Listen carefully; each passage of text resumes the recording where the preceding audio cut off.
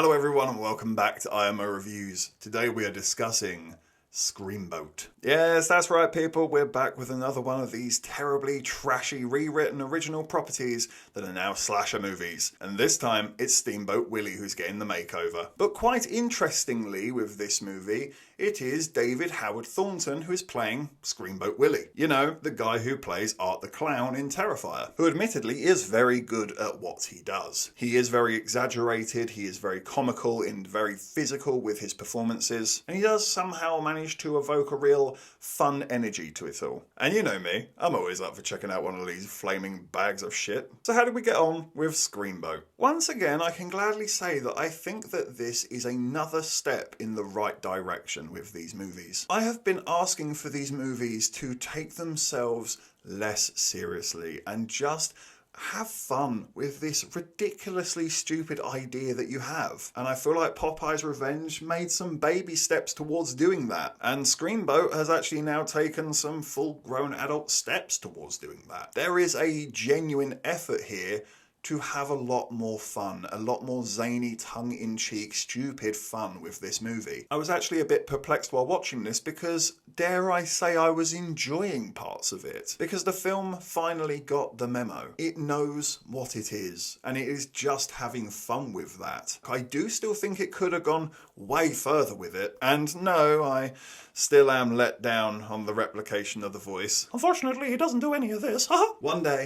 One day, it will happen. But this is still definitely a step in the right direction and so much more of what I personally want from these movies. They are starting to learn their lesson, and it does weirdly make me excited to see more of them. I can't praise the whole cast. I don't think they're great. Some of them are better than actors we've had previously in these movies. It is an exceptionally low bar to pass, but you know, an improvement is an improvement. But actually, the big one being David Howard Thornton. He does add a lot of personality and fun to the killer that he's playing. They are playing into the size difference, where he is just a tiny little mouse and he is killing giant humans, which was really fun. It could have been shot a lot better. There's some angles where it's a little bit jarring in its camera position. It does seem to sort of break the rules a little bit in that regard. Or it's quite hard to tell how he's killing the person or how the person isn't just, you know, grabbing them off their neck and just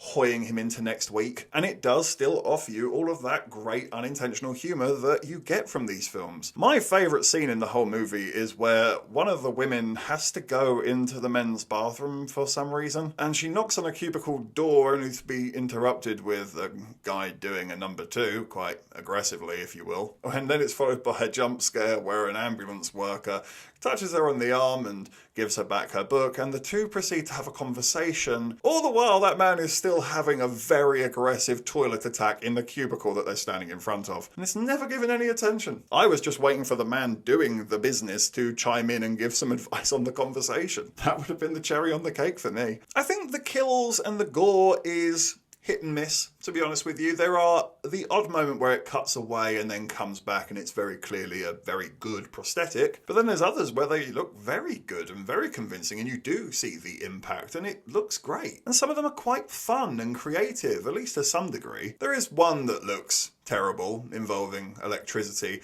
and it really bugged me, even though it shouldn't, because these films are just stupid. But it's the fact that obviously this mouse is tiny and we're playing into that, but he very much approaches a human-sized hose. So you would imagine for him this hose would be like this, but it's not. It's just, you know, normal-sized hose like this, which really bugged me. And it was very jarring when it kept cutting back and forth between the mouse shooting the hose and it looking like a sprinkler, and then it cuts back to the people being electrocuted and they're being absolutely blasted by this jet of water. The lighting wasn't the best as well, to be honest with you, and there's some very, very bad green screen backgrounds as well throughout the movie, which just feel unnecessary. Like, there's one of the ocean.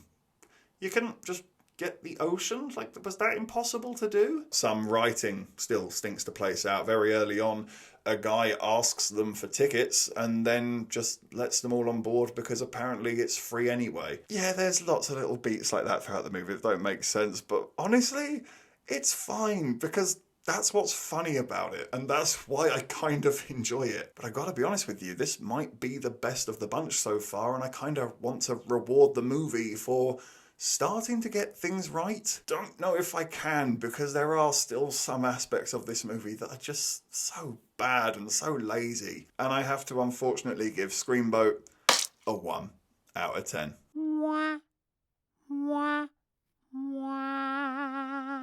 But I promise you, it is so close. If we're doing decimal points, this is a 1.9. I am so close to giving it the 2. A small part of me really wants to give it the 2, but I just can't ignore those really shockingly bad aspects of the film. Had this had a bit more money behind it, maybe, a more experienced team behind it, and maybe even a little bit more time to put it together, I think this could have come out a slightly more polished version, and then maybe I'd have gone for the 2, but it isn't there just yet. Thank you for watching this review. Please be sure to hit that like button, hit the subscribe button if you haven't already, and please do hit the comments as well. Have you seen Screamboat? What did you think about it? Let me know in the comments down below. And of course, if you haven't had enough of this crazy ginger, you can always click on these suggested videos right here and get yourself lost in an IMO wormhole. But if not, take care, and I look forward to seeing you on the next review.